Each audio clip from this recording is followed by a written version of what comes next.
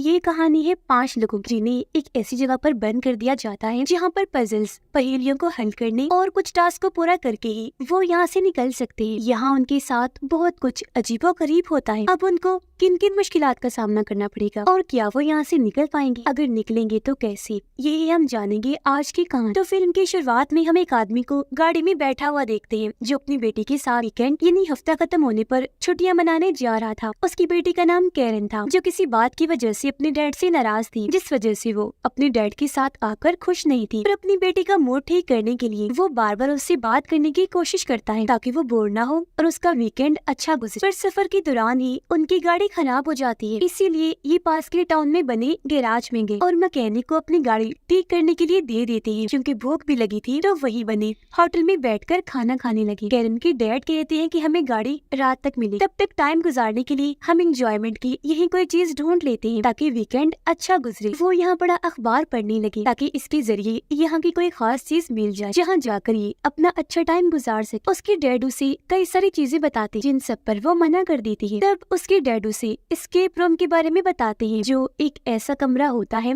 जहाँ कुछ लोगों को भेजकर उनके साथ गेम खेली जाए। इन्हें वहाँ कुछ टास्क दिए जाते हैं जिनको पूरा करने पर ही वो यहाँ से निकल सकते हैं। इनमें कुछ पजल्स यानी पहेलियां भी शामिल होती है, यानी कि ये एस्केप रूम पूरा गेम की तरह है। अब एस्केप रूम का सुनकर कैरन फौरन बोली, डैड ये ठीक है क्योंकि मेरे दोस्तों ने भी इस तरह की गेम खेली थी जहाँ उन्हें बहुत मजा आया, तो हम भी उस जगह पर जाकर एस्केप रूम में गेम खेली। जिस पर उसके डैड वेट्रेस को बुलाते हैं और एस्केप रूम के बारे में पूछने लगे। वो कहती है कि ना बाबा ना, वहाँ न जाना क्योंकि वहाँ जो भी गया मुड़ के वापस नहीं आया। जो सुनकर दोनों बाप बेटी घबरा गई, पर अगले ही पल वेट्रेस हंस पड़ी। कहती है अरे मैं मजाक कर रही थी, जाओ जाओ वहाँ एंजॉय करना, बहुत मजा आएगा। जिसके बाद कैरन वॉशरूम में गई क्योंकि उसके कपड़ों पर कुछ लग गया था जब उसकी डैड गाड़ी साफ कर रही थी। पर तभी अचानक वॉशरूम की लाइट्स जलने बुझने लगी, साथ ही उसे अपने पिछले वाले बाथरूम से अजीब आवाजें आने लगी और कोई दरवाजा खोलने की कोशिश कर रहा था। ये देखकर कैरन घबरा गई और वो उस बाथरूम के पास जाकर उसे खोलने ही वाली थी कि तभी उसके साथ वाले बाथरूम से वेट्रेस निकलकर बाहर आती है और फिर तभी कैरन के डैड उसे आवाज लगा लेते हैं तो वो भी वहाँ से चली गई। फिर ये लोग रेंट की गाड़ी लेकर उस जगह पर पहुँच जाते हैं जहाँ पर एस्केप रूम है और ये लोग जहाँ गेम खेलने वाले हैं। जहाँ पर वो बिल्डिंग बनाई गई थी वो जगह बिल्कुल सुनसान और बिल्डिंग भी काफी पुराने वक्त की लग रही। ये लोग अंदर गए। कैरन की डैड आवाज लगाते हैं कोई है यहाँ पर, कि तभी सामने एक लड़की आ जाती है जो उन्हें कहती है वेलकम, मैं इस गेम की होस्ट हूँ। जो कहकर वो उन्हें एक कमरे में लेकर गई जहाँ उनके अलावा 3 और लोग बैठे हुए थे जो भी एस्केप रूम गेम में हिस्सा लेने आए थे। उनमें से लड़की अपने बारे में बताती है कि मेरा नाम मेलेनी है और मैं अपने हस्बैंड के साथ आई हूँ, पर उनकी मर्जी नहीं थी, मैं जबरदस्ती लाई हूँ उन्हें। यहाँ पर एक और लड़का भी बैठा हुआ था जो डॉक्टर था। अब तभी यहाँ गेम होस्ट उन सबके लिए अजीब तरह की चाय लेकर आई जिसमें से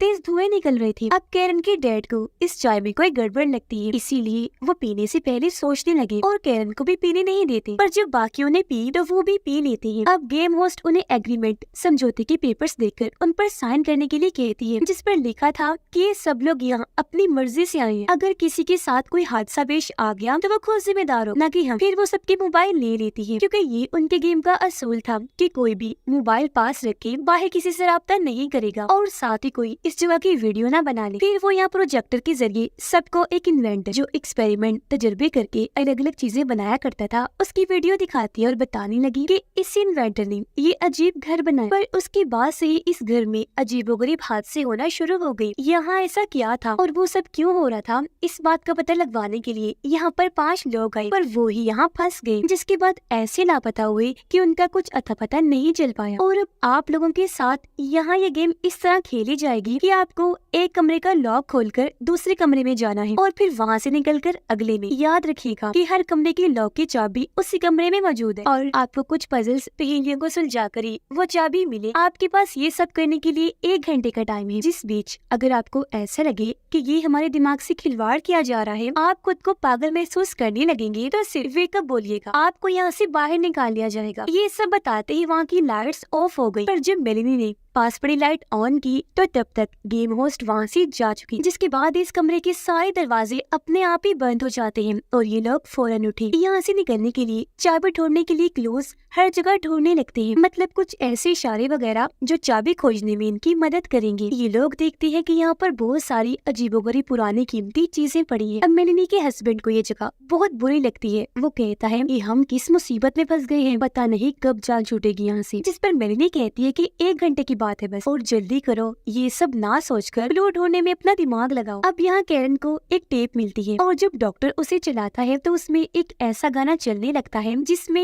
अलग अलग जानवरों के नाम थे। जानवरों वाला गाना सुनकर ये सब वहाँ तलाशी लेने लगे तो इन्हें अलग अलग जानवरों के मास्क मिलते हैं, जिन्हें कैरन गाने के मुताबिक अलग अलग जगह पर एक तरतीब से सेट कर देती है। अब तरतीब में सेट होते ही वहाँ एक खिड़की खुल गई जिसके अंदर एक तिजोरी पड़ी हुई थी और इस पर नंबर वाला लॉक लगा हुआ था, यानी तिजोरी का ताला खोलने के लिए अभी ने कमरे में से नंबर तलाश करने थे। इस बीच मेलिनी का हस्बैंड सांप वाला मास्क उतारकर अपने चेहरे पर लगाता है और जब उसने अपने हाथ पर देखा तो उसके हाथ के अंदर छोटे छोटे सांप हिल रहे थे और पास ही एक औरत की परछाई भी खड़ी, जो देखकर वो काफी डर गया। उसने जल्दी से मास्क उतार दिया। वो कहने लगा कि मुझे लगता है चाय में कुछ मिला हुआ था, जो चीजें मैंने देखी मुझे डर लग रहा है। जिस पर डॉक्टर कहते हैं कि इतना मत सोचो, ये जगह ही ऐसी है जब भी तुम्हें वो अजीबोगरीब चीजें नजर आ रही हैं। जो कहकर वो यहाँ पर पड़े लैंप को उठाकर उसकी लाइट ऑन करता है। लाइट के जलते ही उन्हें मास्क पर लिखे गए नंबर्स नजर आने लगते हैं जो लाइट जलने से चमकने लगे थे और अब ये उन नंबर्स को तिजोरी में लगा देते हैं, जिससे फौरन वो तिजोरी खुल गई और अंदर से उन्हें एक चाबी मिल जाती है। चाबी लेकर उन्होंने जैसे ही लॉक खोला ये अगले कमरे में आ जाती है। अब जैसे सब अंदर आए इस कमरे का दरवाजा अपने आप ही बंद हो जाता है और अब उनके पास 50 मिनट थे जो वहाँ पर लगे टाइमर से पता चला। इस कमरे में बहुत सारी घड़ियां पड़ी हुई थी और अजीबोगरीब मशीन्स जैसी चीजें भी थी। अब मेलिनी वहाँ बड़े फोन को उठाती है, पर जब बात करने लगी तो उसे फोन में अपनी ही आवाज सुनाई देने लगी। वो इस बारे में सबको बताती है कि ये क्या मेरी आवाज आ रही है इसमें। तो वो फिर फोन लगाकर अपने आप से ही बात करने लगी। तो फोन वाले मेलिनी उसे कहती है कि मेरे हस्बैंड से मेरी बात करवाओ। अब पहले तो वो बात करने से मना कर देता है, पर सबके कहने पर जब उसने बात की तो फोन वाली मेलिनी कहती है कि तुम यहाँ से भाग जाओ, तुम्हें जल्दी से भागना होगा वरना तुम मारे जा सकते हो। अब ये सुनकर उसने जैसे फोन हटाया वो देखता है कि रिसीवर पर छोटे छोटे कीड़े फिर रहे हैं जो उसके कान में घुस गए क्योंकि उसके कान से खून निकल रहा है। जो देखकर वो बेहद डर गया। कहता है कि अब यहाँ की अजीब चीजें मुझसे बर्दाश्त नहीं हो रही, मैं तो यहाँ से जा रहा हूँ। हालांकि बाकी लोग उसे समझाते भी हैं कि ये सब हमें आजमाने, हमें गुमराह करने के लिए किया जा रहा है, पर वो कहता है कि तुम लोग तो पागल हो, तुम खेलो गेम, मैं तो जा रहा हूँ। जो कहकर उसने दरवाजे पर दस्तक देकर तेज तेज वेक अप कहना शुरू कर दिया। ऐसा होते ही दरवाजा खुला और उसे वहाँ से बाहर निकाल दिया जाता है और फौरन दरवाजा बंद हो गया। उसके जाने के बाद डॉक्टर सबको कहता है कि मुझे लगता है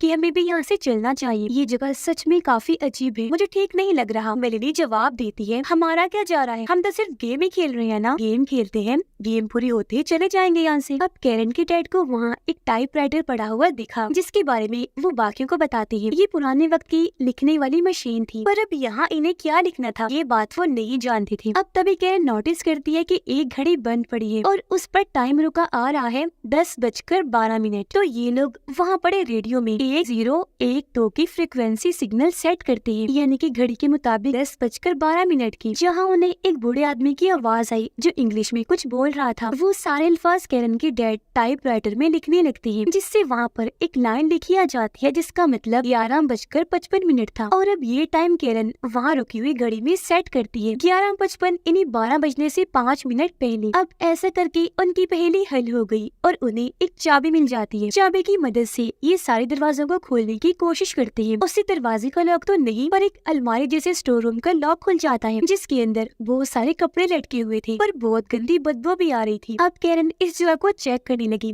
जहाँ तभी कोई उसका हाथ पकड़ लेता है। चेक करने पर पता चला कि ये तो इस गेम की होस्ट है जिसकी हालत बहुत खराब थी। किसी ने उसके पेट में चाकू घुसाकर उसे मरने के लिए यही छोड़ दिया था। उसका खून निकल रहा था। वो कहती है कि वो इन्वेंटर यहाँ घुस आया है जो पागल है, कुछ भी कर सकता है, इसीलिए अब तुम ऐसा करो जल्दी से मास्टर यानी फाइनल आखिरी चाबी को ढूंढो और यहाँ से निकल जाओ, क्योंकि यही तुम्हारे लिए बेहतर है, वरना तुम लोगों के साथ बहुत बुरा होगा। उसकी बात खत्म होते ही ये दरवाजा फिर से बंद हो जाता है। अब बाकी लोग तो इस वजह से घबरा गए, पर मेलिनी नहीं। वो कहती है कि इसे इतना सीरियस मत लो, वो बस एक्टिंग करे, क्योंकि ये चीज भी हमारी गेम का हिस्सा है। वैसे मान गई। वाह क्या बात है, कमाल की एक्टिंग की उसने। जिस पर कैरन के डैड गुस्सा हो गई, उसे समझाने लगी, अरे वो एक्टिंग नहीं कर रही थी, सच लग रहा था, और अब बस बहुत हुआ, मैं ये सब यही खत्म करने लगा। जो कहकर उसने पहले दरवाजा खटखटाया और फिर एक बोलना शुरू कर दिया, जिस बीच मेलेनी उसे रोक भी रही थी। पर उसका भी ये सब करने का कोई फायदा नहीं हुआ, क्योंकि कोई भी दरवाजा नहीं खोलता, जिसका मतलब कि अब ये लोग यहाँ सच में फंस चुके हैं। वो इन्वेंटर सच में इस घर में घुस आया है, जिसने पहले गेम होस्ट पर हमला किया, मरने के लिए वहीं छोड़ दिया, और अब वो इन्हें भी मारना चाहता है। अब यहाँ ये लोग ये भी समझ गए कि इस कमरे से निकलने की कोई चाबी नहीं है, यहाँ से बाहर जाने का सिर्फ एक ही रास्ता था, और वो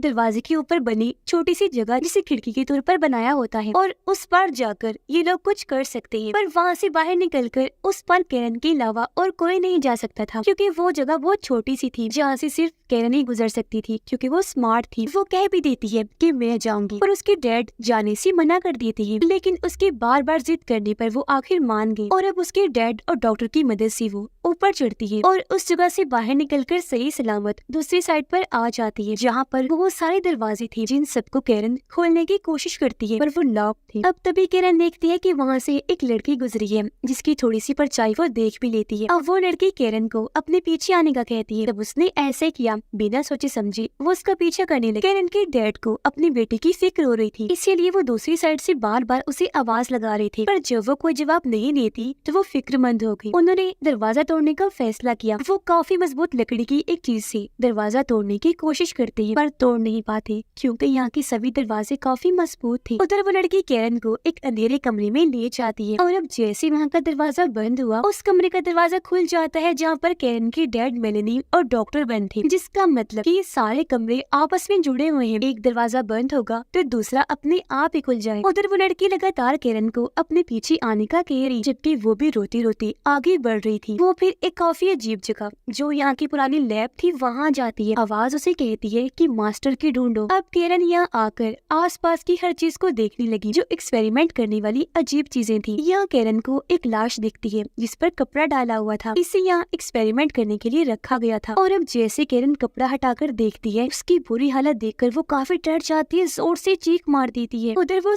बाहर आकर कैरन को ढूंढने लगी, पर ये जगह वाकई किसी भूल भुलैया से कम नहीं थी, और ये लगातार आगे ही बढ़ते जा रहे थे। कैरन के पास से अचानक ही वो लाश गायब हो गई, और अब जब वो दूसरे कमरे में आई, वहाँ एक स्केलेटन ढांचा पड़ा हुआ था, और उसे यहाँ काफी डरावनी आवाजें सुनाई देती है, जैसे कोई गुर्रा रहा हो, कोई डरावना आदमी हो। इसीलिए वो डरते हुए आगे एक और कमरे में चली गई, और पिछले कमरे के दरवाजे को बंद कर लेती है, ताकि जो कोई भी यहाँ है वो अंदर ना आ जाए। और अब बाहर वो जो आवाज निकाल रहा था, जोर जोर से दरवाजे को पीटने लगता है। अब डर से कि कहीं वो दरवाजा तोड़कर अंदर ही ना आ जाए, कैरन वहाँ दीवार में बनी छोटी सी जगह पर छुप जाती है, जहाँ पर लाशों को रखा जाता था, और बस तभी वो डरावनी आवाज वाला अंदर आ जाता है। वो तीनों जहाँ पर खड़े हुए थे, वहाँ के एक कमरे का दरवाजा खुल जाता है, जिसके अंदर ये लोग आ जाते हैं, और अब अंदर आते ही जोर से दरवाजा बंद हो जाता है। यहाँ पर एक प्रोजेक्टर भी था, और वहाँ लगे टाइमर से इन्हें पता चला कि अब इनके पास सिर्फ 35 मिनट बचे हैं, यानी कि गेम अभी भी चल रही। तो कैरन के डैड प्रोजेक्टर को बंद कर देते हैं टाइमर को रोकने के लिए। वो कहते हैं कि मुझे कोई गेम वेम नहीं खेलनी, क्योंकि मेरी बेटी यहाँ पर गुम हो गई है, मुझे उसे ढूंढना है। अब कैरन के लिए दो खतरे थे, एक तो जहाँ वो छुपी हुई थी उसके साथ में लाश पड़ी थी, और तब तक वो डरावना इंसान भी अंदर आ गया था। पर यहाँ हैरत, वो लाश जिंदा होने लगी थी, जिस वजह से हिल रही थी। अपनी जान को खतरे में देखकर कैरन काफी डर जाती है। घबराहट की वजह से उसकी तबीयत खराब होने लगी। डॉक्टर को नंबर्स वाला बॉक्स मिलता है, जिसका मतलब कि इस बॉक्स को खोलने में अब इन्हें नंबर्स चाहिए, जो इस कमरे में इन्हें खोजने थे। ये जगह कैरन के डैड जब चेक कर रहे थे, तो इसी कमरे में बने दूसरे कमरे में वो आ जाते हैं, जिस बीच उनके पीछे से हम एक परछाई को गुजरता हुआ देखते हैं, जिन्हें वो नहीं देख पाते। कैरन देखती है कि लाश में जान आ गई है, और अब उसका हाथ धीरे धीरे करके कैरन की तरफ आ रहा था, इसीलिए वो अपनी जान की दुआएं मांगने लगी। हल्की हल्की आवाज में बचाओ बचाओ कहने लगती है। डॉक्टर सोच रहा था कि बॉक्स वाले लोग के नंबर्स कहाँ मिल सकते हैं, कि अचानक उसका दिमाग काम किया। वो सोचता है कि जब हम यहाँ आए थे तो पंखे पर कुछ नंबर्स लिखे हुए थे, हो सकता है कि वही लोग के नंबर्स हो, इसलिए अब ये प्रोजेक्टर की रोशनी को पंखे पर मारने का सोचते हैं, ताकि इन्हें नंबर दिख सके। पर वो ऐसा नहीं कर सकते थे, क्योंकि प्रोजेक्टर को वहाँ फिक्स किया गया था, वहाँ से उसे हटाया नहीं जा सकता था। पर जब भी वहाँ पड़े शीशे को देखते हैं, तो इन्हें एक आइडिया आया। वो प्रोजेक्टर की रोशनी को शीशे पर मारकर उसका अक्स पंखे पर दे मारते हैं, जिससे आखिरकार इन्हें नंबर्स पता चल गए, जो लॉक पर लगाकर ये बॉक्स को खोल लेते हैं, जिसके अंदर से इन्हें एक नई चाबी मिलती है। ये अगले कमरे की थी, जिसे खोलकर कैरन के डैड और डॉक्टर बाहर फिलहाल आ जाते हैं, पर मेलेनी नहीं जाती क्योंकि उसने प्रोजेक्टर में बड़ी अजीब चीज नोटिस कर ली थी। उसने देखा कि प्रोजेक्टर में मेरी वीडियो चल रही है, जिसमें मैं बार बार घूम फिर कर इसी प्रोजेक्टर वाले कमरे में ही आती जा रही हूँ। ये देख वो हैरान तो हुई कि ये क्या हो रहा है, पर कोई ग्लिच गड़बड़ी समझकर उसने नजरअंदाज कर दिया। पर हम नोटिस कर लेते हैं कि वो दरअसल टाइम लूप में फंसी हुई है। बार बार एक ही चीज हो रही थी जब भी तो वो वहाँ पर आ रही थी। कैरन के डैड और डॉक्टर बाहर आ गए अगले कमरे में जाने के लिए। तभी उनके पीछे पीछे मेलेनी भी जाने लगी, पर वो इस जगह से निकल ही नहीं पाती। उसने कई बार दरवाजे से बाहर जाने की कोशिश की, पर वीडियो की तरह वो घूम फिर कर वापिस यही आ रही थी। और ऐसा कई बार हुआ था। इस कमरे में वो अब जैसे फंस कर ही रह गई थी। अब जैसा उसने वीडियो में देखा था वैसा होने का मतलब कि उसने अपना फ्यूचर, आने वाला वक्त देख लिया, जो बाद में उसके साथ अब हो रहा है। पर ऐसा क्यों हुआ, इसका जवाब हमें आगे मिले। बाहर कैरन के डैड डॉक्टर से लड़ने लगे, उस पर काफी गुस्सा करते हैं कि मुझे तो इस सब में तुम्हारा हाथ लग रहा है, बोलो क्यों कर रहे हो ऐसा। ये देखकर डॉक्टर को भी गुस्सा आ गया और वो खुद को छुड़वा कर कहते हैं, पागल हो गए हो, मैं ऐसा क्यों करूँगा, तुम्हारा दिमाग सच में खराब हो गया है, तो दूर रहो मुझसे। लूप में फंसी मेलेनी को अपने हस्बैंड की लाश दिखती है, यानी कि जब उसे कमरे से निकाल दिया गया था तो वो यहाँ से बाहर गया ही नहीं, बल्कि उसे तो मार दिया गया था। तो अब उसकी लाश देखकर मेलेनी काफी घबरा जाती है। लाश का हाथ कैरन के काफी करीब आ गया था। अब इससे पहले वो उसे पकड़ता, खुशकिस्मती से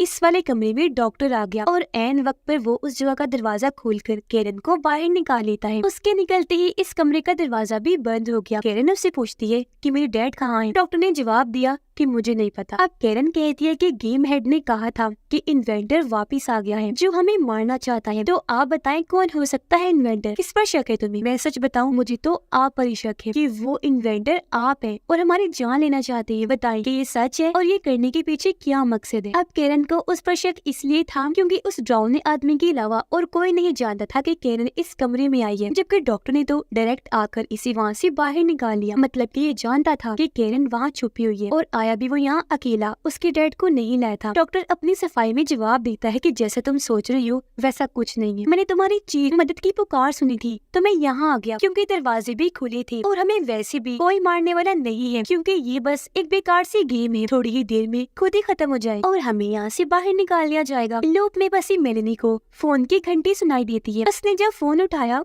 तो वो दूसरी साइड पर अपनी आवाज को सुन रही। अब वो बिना सोचे बोल देती है कि मेरे हस्बैंड से मेरी बात करवाओ। और अब जब उसकी बात अपने हस्बैंड से हुई तो वो उसे कहती है कि यहाँ से भाग जाओ वरना तुम्हारे साथ बहुत गलत होगा, तुम मारे जा सकते हो। अब यहाँ आप लोगों के जहन में कई सारे सवाल उठ रहे होंगे कि ऐसा तो पहले हो चुका है तो दोबारा, तो इसका जवाब मैं आपको क्लियर कर देती। जैसा कि हम जानते हैं कि यहाँ पर टाइम लूप भी चल रहा है जिसके अंदर अभी सिर्फ मेलेनी फंसी है, तो इस वजह से यहाँ ये अपने तीनों वक्तों के रूप यानी पास्ट, गुजरा हुआ, प्रेजेंट मौजूदा तो वो है और फ्यूचर यानी आने वाले रूप को देख पा रहे थे। इसीलिए यहाँ उन्हें कभी अपने पास्ट का तो कभी फ्यूचर का वक्त दिखाई दे रहा था। अब जब पहले वाली मेलेनी ने फोन उठाया था, जब वो अपने आप से बात कर रही थी, तो वो दरअसल इस वाली मेलेनी से बात कर रही थी जो उसके फ्यूचर का रूप था, जो चीज अब यहाँ पर हो रही थी। और क्योंकि ये वाली मेलेनी पहले ही सारी खतरों से दो चार हो गई थी, इसीलिए वो अपने हस्बैंड को यहाँ से भाग जाने का कह रही थी। और अब क्योंकि उस वक्त का फ्यूचर अब का प्रेजेंट है तो मेलेनी यहाँ पर फंसी हुई है और उसी जगह पर किसी की होने का एहसास होता है। साथ ही कुछ साए उसे परेशान कर रहे थे, इसलिए वो यहाँ पर पड़ी लकड़ी की एक सीढ़ी पर चढ़कर भागने की कोशिश करती है, पर तभी एक सीढ़ी टूट गई जिससे मेलेनी नीचे जाके गिरती है। टेबल पर पड़ा एक कटर उसके दिमाग में घुस जाता है जिससे उसका सर खुल गया, वो नीचे गिर गई और ऐसे उसकी दर्दनाक मौत हो जाती है। उधर कैरन और डॉक्टर इस जगह से निकलने की चाबी ढूंढ रहे थे, जहाँ कैरन को टेबल पर पड़े हुए कागज मिलते हैं जिनमें से एक पर लिखा हुआ था कि ऑब्जेक्ट पेट के अंदर है। यहाँ ऑब्जेक्ट का मतलब पास चीज थी जिस बीच डॉक्टर को यहाँ से बाहर निकलने का रास्ता मिल जाता है। वो एक छोटी सी सुरंग थी जिसके ऊपर ताला लगा हुआ था और अब इसकी चाबी वो पूरे कमरे में ढूंढने लगी। डॉक्टर की नजर यहाँ लगे कमोड पर गई, उसे लगता है कि चाबी इधर ही है, इसलिए वो कहता है कि यहाँ जो भी लोग थे बहुत ही गंदे थे जिनसे और उम्मीद भी क्या लगाई जा सकती है, चाबी यही छुपी हुई है। जो कहकर वो कमोड में अपना हाथ डालता है और फिर तभी उसकी हाथ किसी का कटा हुआ हाथ लग गया। वो डर गया, जल्दी से हाथ को वापस फेंक देता है। पर अब कैरन हिम्मत करके हाथ अंदर डालती है, जहाँ उसने कटे हुए हाथ को बाहर निकाला तो पता चला कि ये हाथ तो नकली है। उसने फिर अपना हाथ डाला और इस बार उसे चाबी भी मिल जाती है, जिसे निकालकर सुरंग का ताला खोलने लगी और उसके खुलते ही फौरन ये सुरंग के अंदर चले जाते हैं, इस उम्मीद के साथ कि यही से बाहर जाने का रास्ता है। आगे कैरन थी जबकि पीछे डॉक्टर, पर तभी कोई पीछे से आकर डॉक्टर पर हमला कर देता है और उसे खींचकर अपने साथ ले गया और जान से मार डालता है, क्योंकि डॉक्टर की चीखों की आवाजों को हम सुन पा रहे थे। अब उसे किसने मारा था ये हम देख नहीं पाते। कैरन जो पहले काफी डरी हुई थी जल्दी से आगे बढ़ने लगी। चलते चलते कैरन की डैड उस कमरे में आ जाती है जब मेलिनी मारी गई और वो यहाँ पर उसके हस्बैंड की लाश को भी लटका हुआ देखते हैं। इतने ही दिन में सुरंग के रास्ते कैरन भी यहाँ पर आ जाती है। दोनों ने जब एक दूसरे की आवाज सुनी तो फौरन सामने आ गई। ये दोनों बाप बेटे मिलते हैं क्योंकि गुम होने के इतने टाइम बाद मिले थे और एक दूसरे से इन्हीं पता चलता है कि हम दोनों के अलावा अब यहाँ पर कोई नहीं बचा, सब मारे गए। कैरन डर रही थी। उसकी डैड गले से लगाकर उसे हौसला देती है कि तुम परेशान ना हो बेटा, मैं तुम्हें यहाँ से सही सलामत बाहर निकाल लूंगा। अब कैरन की डैड नोटिस करती है कि ये कमरा वापस अपनी हालत में आ गया है, यानी बॉक्स को लॉक भी दोबारा लग गया और नंबर्स वाला पंखा भी चलना शुरू हो जाता है, साथ ही टाइमर भी दोबारा शुरू हो गया। और अब क्योंकि इन्हें सब चीजें पहले से ही पता थी तो सबसे पहले कैरन की डैड पंखा बंद करती है और उसके नंबर से बॉक्स का ताला खोलकर चाबी लेती है और फिर यहाँ का ताला खोलकर बाहर निकले और अब ये सबसे पहले वाले कमरे में आ जाते हैं, जिसका मतलब साफ था कि अब इन्हें सारे पजल्स फिर से हल करने होंगे। और क्योंकि ये सारे पजल्स जानते थे तो पहले वाले पजल को हल करके घड़ियों वाले कमरे में आए और फिर वहाँ की पजल को हल करके स्टोर रूम वाले कमरे में आ गए, जहाँ इन्होंने देखा कि गेम होस्ट अभी भी यहीं बैठी हुई थी जख्मी हालत में। उसके कटे हुए पेट को देखकर कैरन को वही बात याद आई जब उसने पेपर पर लिखा पढ़ा था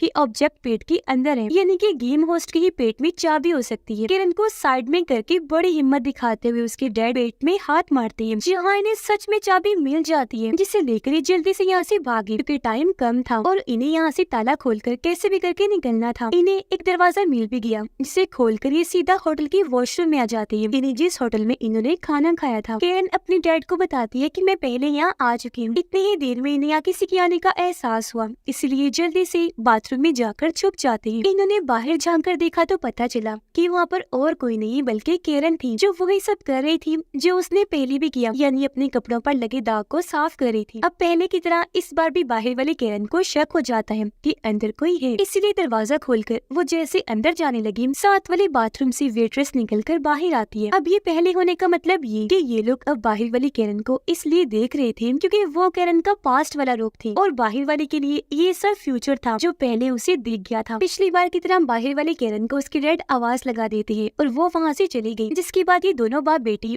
वहाँ से निकलकर बाहर आए। देखते हैं कि होटल में सब वैसा ही है जैसा पहले था। होटल से बाहर आने के बाद कैरन कहती है डैड हमारी गाड़ी ठीक हो गई है, जिसके अंदर ये लोग जल्दी से जाकर बैठ जाते हैं। कैरन की डैड चाबी ढूंढने लगी, लेकिन उन्होंने बड़ा चौंका देने वाला सीन देखा कि गाड़ी के दरवाजे पर ताला लगा हुआ है और ऐसे कई सारे ताले और लगे हुए थे जो आम नहीं काफी अजीब लग रहे थे, यानी कि ये लोग अभी तक गेम में फंसे हुए हैं। ये लोग उस घर से तो बाहर निकल गए थे पर अब इस टाउन से निकलने के लिए न जाने और कितने इनको पजल सुलझाने होंगे। हो सकता है ये भी यहाँ से कभी बाहर ना निकल पाए, हमेशा लूट की दुनिया में ही फंसे रही और फिर मारे जाए जैसा कि बाकी लोगों के साथ भी हुआ। जब तो इस फिल्म का नाम नो एस्केप रूम है, यानी कि एक बार जो इस गेम में आ गया वो कभी एस्केप नहीं कर पाए, यानी कि इससे नहीं निकल सके। जैसा पहले 5 लोगों के साथ भी हुआ वो यही मारे गए क्योंकि उस पागल इन्वेंटर की बनाई हुई ये अजीब एस्केप गेम और उसके एक्सपेरिमेंट से कोई नहीं बच सका। यहाँ उसने मरे हुए लोगों की आत्माओं को भी हर जगह फैलाया हुआ था और खुद उसकी भी आत्मा यहाँ आती थी लोगों को मारने के लिए, ताकि वो हमेशा के लिए आत्मा बनकर यही रह सके। मरे हुए लोग उसके अपने ही शिकार होते हैं जिनको उसने एक्सपेरिमेंट करके मारा और जो एस्केप रूम में फंसकर मारे जाते हैं, जिनकी भी आत्माओं को बाद में वो अपनी टीम में शामिल कर लेता है ताकि उसकी आत्माओं की काफी बड़ी आर्मी बन जाए। और इसी सस्पेंस के साथ ये कहानी इधर ही खत्म हो जाती है।